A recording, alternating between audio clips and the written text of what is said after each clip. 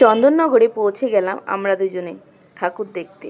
হঠাৎই প্রোগ্রাম হয়েছে জানো তো, বললো চলো চন্দননগরে ঠাকুর দেখে আসি। জীবনের প্রথম ঠাকুর দেখতে গেলাম। আমার কর্তামশাই আগেও গেছে অন্য কাজে, কিন্তু এই ঠাকুর দেখতে আমার সাথে প্রথম এলো। বলছি সত্যি যেরকম শুনেছিলাম সেরকম চোখেও দেখলাম। মানে যেমন মন্দির তেমনি লাইটিং তেমনি ঠাকুর। প্রত্যেকটা ঠাকুর এত বড়, 80 থেকে 100 ফুট লম্বা। প্রত্যেকটা মন্দিরে যে একটা মন্দিরে ছোট হবে তা কিন্তু নয়, প্রত্যেকটা মন্দিরে ঠাকুরগুলো অনেক বড়। সত্যি দেখে মন প্রাণ একদম কি বলবো, আনন্দে ভরে উঠলো। সারা রাত ধরে ঠাকুর দেখেছিলাম জানো তো। দেখতেই পাচ্ছ লাইটিংগুলো এত সুন্দর। ক্যামেরার মধ্যে যেহেতু আমার মোবাইলে তোলা ভিডিওগুলো, তো অতটা ভালো লাগছে না। যারা ভালো ভালো ক্যামেরা নিয়ে গেছে তাদের ফোনে তো সুন্দর, তবুও আমি চেষ্টা করেছি, যেহেতু আমরা ভিডিও বানাই তো ভিডিও বানানো আমাদের কাজ। তার জন্যই ভাবলাম যখন আমি গেছি চন্দননগরে তো ওখানে তো ভিডিও করতেই হবে। আর এটা কিন্তু স্মৃতির পাতায় থেকে যাবে যে আমি একদিন চন্দননগরে গিয়েছিলাম, যেটা আমি ক্যামেরাবন্দি করতে পেরেছি। ভবিষ্যতে আমি আবারও যাব, যখনই পুজো হবে। দেখে সত্যি মন ভালো হয়ে গেল। প্রত্যেকবারই আমি যাওয়ার চেষ্টা করব, যেহেতু আমি প্রথমবার গেছি, আগে কোনো দিন যাইনি। দেখে সত্যি মন ভালো হয়ে গেল, কি বলবো তোমাদের। তো তোমরা যারা যারা গেছো তারা তোমরা নিশ্চয়ই জানো যে এখানে ঠাকুরগুলো কত সুন্দর হয়েছে। যেমন ঠাকুর তেমনি মন্দির তেমনি লাইটিংয়ের কাজ। তো আমরা কিন্তু সারা রাত ধরে ঠাকুর দেখেছিলাম। ভোরবেলা আমরা ওখান থেকে বেরিয়ে এসে আমরা কিন্তু বাড়ির উদ্দেশ্যে রওনা দিয়েছিলাম। বাড়িতে পৌঁছাতে আমাদের 7টা বেজেছিল। তো তোমাদের একটা কথাই বলবো, যদি আমার ভিডিওটা ভালো লাগে অবশ্যই লাইক কমেন্ট করো, সাবস্ক্রাইব করে পাশে রেখো, যাতে আমি আরও নিত্য নতুন ভিডিও তোমাদের জন্য আনতে পারি তোমাদের কাছে। দেখেছো কত মানুষের ভিড়, কিন্তু একটা জিনিস আমি এখানে দেখলাম, ভিড় হলে হবে কি, কেউ কিন্তু লাইন দিয়ে ঠাকুর দেখছে না। সবাই যাচ্ছে ঠাকুর দর্শন করছে, করে বেরিয়ে আসছে। এই যে সিস্টেমটা খুবই সুন্দর, আমার খুব ভালো লাগলো। কেননা লাইন দিয়ে ঠাকুর দেখতে গেলে ঘন্টার পর ঘন্টা লাইন দিয়ে দাঁড়িয়ে থাকতে হতো, ঠাকুর কিন্তু আর দেখা হতো না। মানে একটা দুটো ঠাকুর দেখেই আমাদের চলে আসতে হতো। তো এতগুলো ঠাকুর দেখেছি, সত্যি মন ভালো হয়ে গেল। প্রায় 40টা ঠাকুর, ভাবা যায়। আমরা বেরিয়েছিলাম বাড়ির থেকে 9টার সময়, রাত্রি 9টা, গিয়ে পৌঁছেছিলাম 10:30 11টার সময়। তারপর যে ঠাকুর দেখেছি, যে ওইটুকুনি সময়ের মধ্যে আমরা 40টা ঠাকুর দেখেছি, ভাবার বাইরে। মানে যেমন একটা কি বলবো তোমাদের, পুরো রাস্তাটা তো, রাস্তার অর্ধেক রাস্তাটা আমরা দেখেছি, অর্ধেক রাস্তাটা কিন্তু এখনও বাকি। তো এতটা ঠাকুর দেখেছি, টায়ার্ড হয়ে গেছিস। ও ক্লান্ত, অফিস থেকে এসে ক্লান্ত হয়ে গেছে। তো সেই কারণে আর ঠাকুরগুলো আমি বললাম না, আর কন্টিনিউ করতে হবে না, এবার বাড়ি চলো। তো না হলে আমরা জানো তো এখানে যদি পুরো ঠাকুর দেখতে চাই তাহলে আমাদের 2-3 দিন, 3 দিন তো অবশ্যই লেগে যাবে যদি আমরা সব ঠাকুর দেখি। চন্দননগর মানেই অলিতে গলিতে যেখানে ঠাকুর, মানে রাস্তা সেখানেই ঠাকুর। কোনো জায়গায় একটা রাস্তাও ফাঁকা নেই, প্রত্যেকটা রাস্তায় ঠাকুর। প্রত্যেকটা ঠাকুরই কিন্তু বড় বড়, একটাও কিন্তু ঠাকুর ছোট নয়।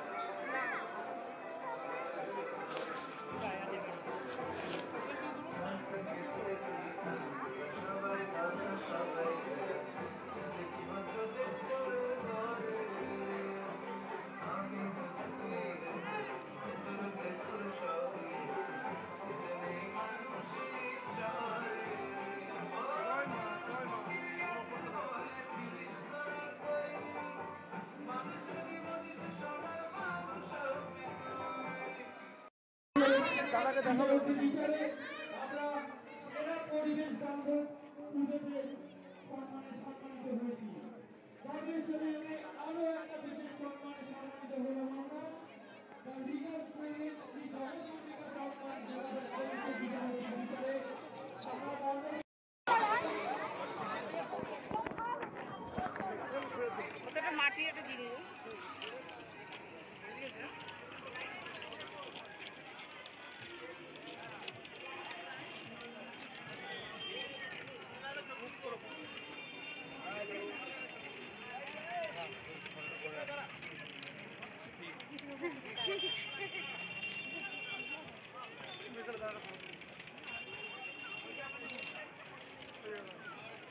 ভিতরে তুলে আসি না বাইরে বেরোবো না, দিক থেকে বেরোবো, সব বেরিয়ে যাচ্ছে ওখান দিয়ে আবার, না আজকে আসছে না রে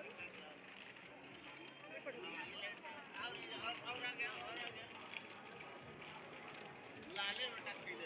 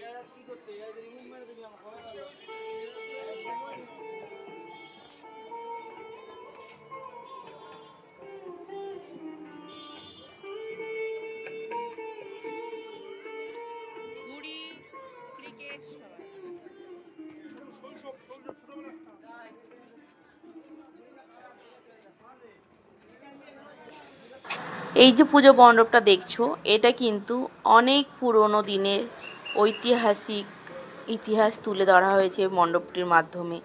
আগেকার মানুষরা কেমন থাকতো, কিভাবে তাদের জীবনযাপন করত, কেমন ছিল সেই সময়, সেইটাই তুলে ধরেছে এখানে। সত্যি ভালো লাগলো দেখে। যে আগে তো কারেন্ট ছিল না, ছিল বলতে যারা বড়লোক মানুষ ছিল, ধনী ছিল, তাদের বাড়িতে কারেন্ট ছিল, তাও সেটা তুলে ধরেছে। গ্রামের মানুষরা রান্না করতো মাটিতে, সেটা দেখাচ্ছে এখানে।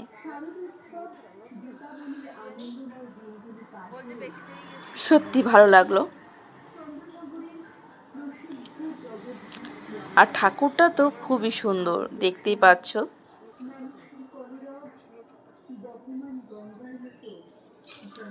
যেহেতু আমি লং ভিডিও একটু দেরিতেই দিই, তবুও চেষ্টা করি যে আমি তোমাদের কিছু ভালো কিছু উপহার দেওয়ার জন্য।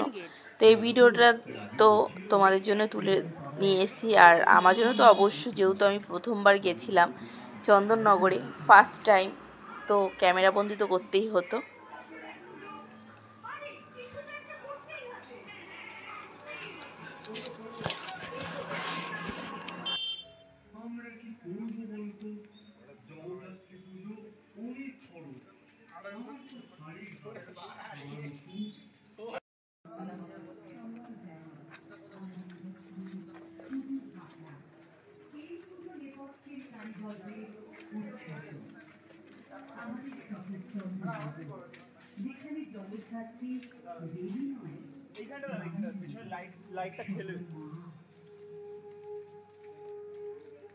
ভাবনা ও সৃজনী শ্রী প্রশান্ত খাটুয়া, প্রতিমা শিল্পী শ্রী গোবিন্দ পাল, সাজসজ্জায় শ্রী গোপাল কৃষ্ণ চক্রবর্তী, আলো ও শব্দে Shri Anjan Saha, decorating Shri Shailen Nath, event management Shri Basudeb Das, কণ্ঠে আমরা কথা বলি কথা।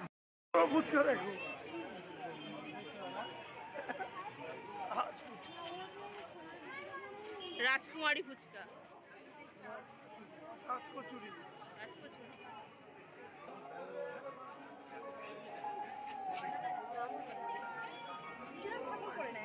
কি সুন্দর।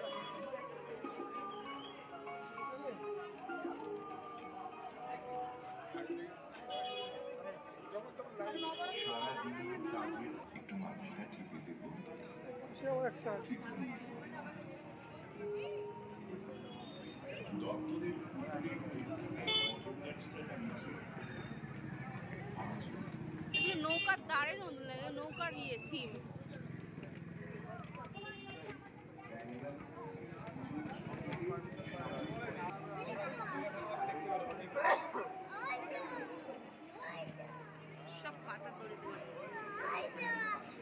আর এই পূজা মণ্ডপটি বানানো হয়েছে কাতার দড়ি দিয়ে। আর এই যে ঠাকুমাটার ভিড় দেখছো, এটা কিন্তু মোমের তৈরি। আমি তো প্রথম ভেবেছিলাম কোনো হয়তো ঠাকুমা বসে আছে, কাছ থেকে গিয়ে দেখলাম যেটা মোমের তৈরি এক ঠাকুমা বসে আছে পালঙ্কে। তার সামনে কিন্তু পানের যে বাটি হয় সেই সব দেওয়া আছে। এত সুন্দর কারুকার্য, সত্যি খুব ভালো লাগলো।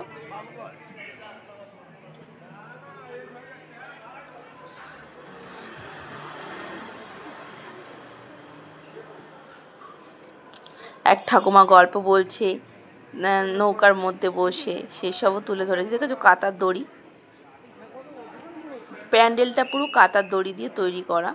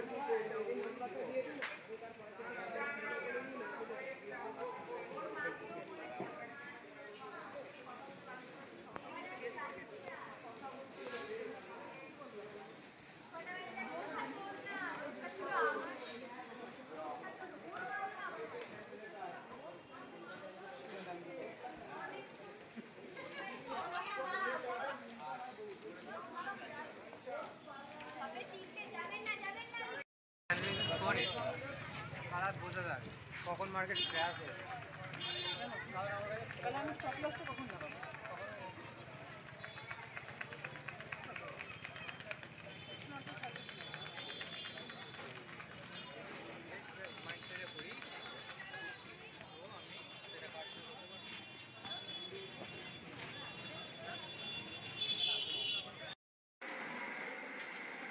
ছৌ নাচ শোনা,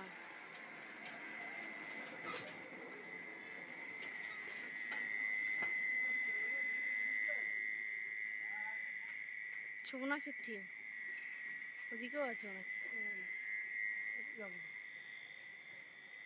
কেউ নেই, যেতে হবে না।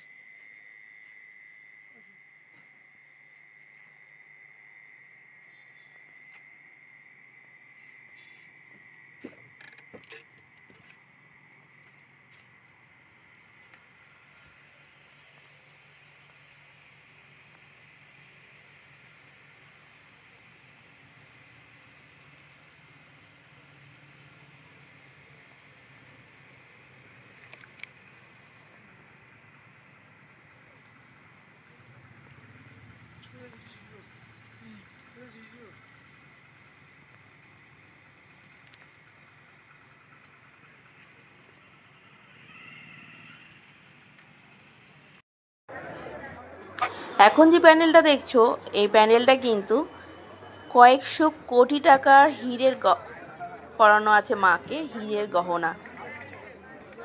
দেখে তো আমি অবাক হয়ে গেলাম। যখন আমি এখানে ঢুকছিলাম তখন দেখলাম প্রচুর পুলিশ, কারণ অন্যান্য প্যান্ডেলের থেকে, মানে অন্যান্য পুজো মণ্ডপের থেকে এখানে কিন্তু প্রচুর পুলিশ। কারণটা কি জানতে পেলাম ভিতরে গিয়ে, মাকে হিরে পরানো আছে, হিরে দিয়ে গহনা করে। কেননা ওখানে বেশি একটা ভিডিও করতে দিচ্ছে না মায়ের ওখানটা, সামান্য কিছু একটা ফটো তুলেছি আর কয়েক সেকেন্ডের জন্য মায়ের মুখটা তুলেছিলাম।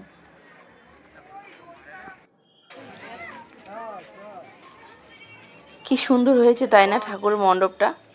এখানে কিন্তু ফার্স্ট প্রাইজ পেয়েছে, আর কয়েকশো কোটি টাকা মা গহনা পড়েছে হিরে দিয়ে, তাও আবার ভাবা যায়।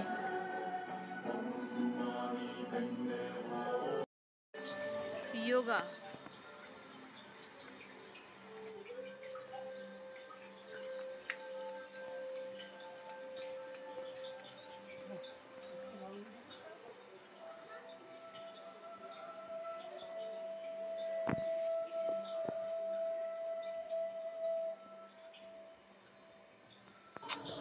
তো এবার বাড়ি ফেরার পালা। অনেকটা ঠাকুর দেখেছি, তো এখন ফেরিঘাট পার হব চন্দননগর বাগবাজার থেকে। এখানে আমরা লঞ্চে উঠে পড়েছি, উঠে পড়ে আমরা ফেরিঘাট পার হব, পার হয়ে পৌঁছে যাব অটোয় করে শ্যামনগর। শ্যামনগর থেকে কিন্তু আমরা ট্রেন ধরবো, ট্রেন ধরেই আমরা পৌঁছে যাব সোদপুর। সোদপুর থেকেই টোটো বা অটো ধরে পৌঁছে যাব মধ্যমগ্রাম। যেহেতু আমাদের মধ্যমগ্রামে বাড়ি, তো আমাদের তো ওখানে পৌঁছাতেই হবে যে কোনো মতেই। কেন ঠাকুর দেখা আর কোথাও ঘুরতে যাওয়া, বেড়াতে যাওয়া নিজের বাড়ি না হলে ঠিক হয় না। নিজের বাড়ি হলে শান্তির জায়গা, সে যেমনই হোক না কেন। তো কয়েকটা ভিডিও বানিয়ে নিচ্ছিলাম, অনেকেই ভিডিও বানাচ্ছিল মায়ের গঙ্গার উপর থেকে, যেহেতু আমরা যাচ্ছি সামান্য কয়েক সেকেন্ডে জানো তো পার হলাম। সত্যি তবু কিন্তু আমি সাঁতার জানি না, ভয় লাগছিল। আমার কর্তাকে বলছি আমি কিন্তু সাঁতার পারি না, বলে তাতে কি হয়েছে, আমি তো আছি, চিন্তা করো না। কেননা ও সাঁতারে পটু, যাকে বলে সাঁতার এক্সপার্ট। কোনো চিন্তা করো না, আমি আছি। ও কিন্তু সামনেই বসেছিল একদম কাছে, আর আমি পিছনে অনেক ভয়তে ভয়তে একটা চেয়ার, ওখানে চেয়ার মতন লাগানো, সেখানে ধরে বসে আছি, দাঁড়িয়ে আছি, দাঁড়িয়ে আমি ভিডিওগুলো ধরছি। এক হাতে ওটা ধরে আছি আর এক হাতে আমি মোবাইল ধরে আছি। তো ভাবলাম যখন আমি গঙ্গা পার হচ্ছি তোমাদের জন্য একটু ভিডিও করে নিই, আমিও মনে থাকবে যে আমিও গেছিলাম, ওখানে পার হয়েছি। আর একদম ভোরবেলা বাজে তখন 4:30, 4:45 কি 5টা এরকম বাজে, টাইমটা ঠিক মনে নেই। তো কেমন লাগলো, ভালো লাগলো।